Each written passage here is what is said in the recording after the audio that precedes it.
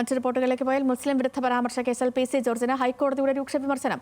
മുൻ ജാമ്യ വ്യവസ്ഥ പി.സി. ജോർജ് ലംഘിച്ചെന്ന് കണ്ടെത്തി. പി.സിയുടെ പരാമർശം ഗൗരവതരം. പറ്റിയത് അബദ്ധമാണെന്ന് പി.സി. ജോർജിന്റെ അഭിഭാഷകൻ പറഞ്ഞപ്പോൾ പി.സി. അബദ്ധങ്ങൾ ആവർത്തിക്കുകയാണെന്ന് ഹൈക്കോടതി വിമർശിച്ചു. പി.സി. ജോർജിന്റെ മുൻകൂർ ജാമ്യാപേക്ഷ ഹൈക്കോടതി വിധി പറയാനായി മാറ്റിയിട്ടുണ്ട്. ലീഗൽ കറസ്പോണ്ടന്റ് ഷബ്ന സിയദുണ്ട്. ഷബ്ന, ഈ പി.സി. ജോർജിന് ഇന്ന് ഗുരുതരമായ ആരോപണങ്ങൾ നേരിടേണ്ടി വന്നു. കാരണം കഴിഞ്ഞ വട്ടം ഇത് കോടതിയുടെ പരിഗണനയ്ക്ക് വന്നപ്പോൾ അറസ്റ്റ് തടഞ്ഞിരുന്നു കോടതി. ഇന്നിപ്പോൾ അതിരൂക്ഷമായ വിമർശനമാണ് പി.സി. ജോർജ് നേരിടേണ്ടി വന്നത്. എന്തൊക്കെയാണ് കോടതിയിൽ നടന്നത്? ഒപ്പം തന്നെ ഈ ദിവസം പോലീസിനോട് കോടതി വിശദീകരണവും തേടിയിരുന്നല്ലോ. പോലീസ് വിശദീകരണം നൽകിയിട്ടുണ്ടോ ഈ വിഷയത്തിൽ? സേതുലക്ഷ്മി, ഈ മുസ്ലിം വിരുദ്ധ പരാമർശവുമായി ബന്ധപ്പെട്ട് കോട്ടയം സെഷൻസ് കോടതി മുൻകൂർ ജാമ്യാപേക്ഷ തള്ളിയതിന്റെ സാഹചര്യത്തിലായിരുന്നു പി.സി. ജോർജ് ഹൈക്കോടതിയെ സമീപിച്ചത്.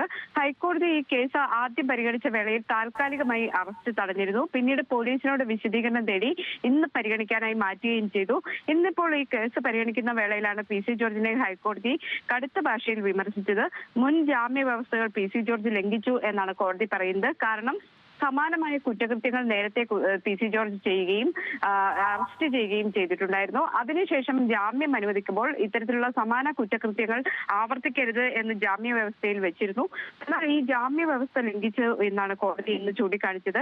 പി.സി. ജോർജ് മുൻപും സമാന കുറ്റകൃത്യം നടത്തിയിട്ടുണ്ട് എന്ന് ഹൈക്കോടതി തന്നെ നിരീക്ഷിക്കുന്ന സാഹചര്യവുമുണ്ടായി. ഇത്തരത്തിലുള്ള പരാമർശം ഗൗരവതരമാണ് എന്നായിരുന്നു കോടതിയുടെ വിമർശനം. അതോടൊപ്പം തന്നെ പി.സി. ജോർജ് ഒരു മുതിർന്ന രാഷ്ട്രീയ നേതാവാണെന്ന് ഓർക്കണം എന്നും കോടതി ചൂണ്ടിക്കാണിച്ചു. പറ്റിയത് അബദ്ധമാണ് എന്ന് പി.സി. ജോർജിന്റെ അഭിഭാഷകൻ ആവർത്തിച്ചപ്പോൾ പി.സി. ജോർജ് അബദ്ധങ്ങൾ ആവർത്തിക്കുകയാണ് എന്നായിരുന്നു കോടതിയുടെ വിമർശനം.